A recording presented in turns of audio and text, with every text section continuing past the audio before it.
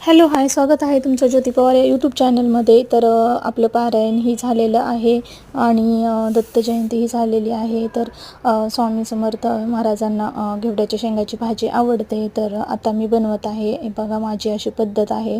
मी स्वच्छ शेंगा निवडून धुवून घेतल्या आहेत आणि थोडंसं तेल टाकून अगोदर परतून घेतलं. नंतर बारीक कट करून कांदा टाकला. तुम्ही अशीच करता का घेवड्याची भाजी? मला नक्की कमेंटमध्ये सांगा.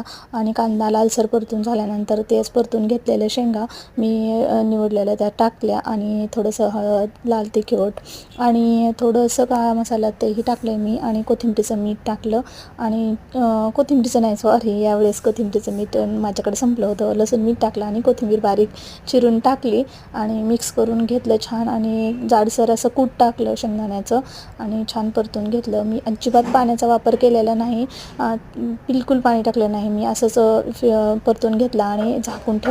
एक वाफ येऊ दिली आणि नंतर तुम्हाला दाखवते किती छान भाजी झाली होती. इतकी सुंदर, इतकी टेस्टी झाली होती. मग माझं कुकरही झालं होतं. भात, वरण आणि श्रीखंड ठेवलं होतं. मी ताट वाढून घेतलं, चपात्याही केल्या होत्या आणि नंतर मी ताट वाढून घेतलं. पाहू शकता तुम्ही, असं आपल्या स्वामीचं आजचं ताट आहे.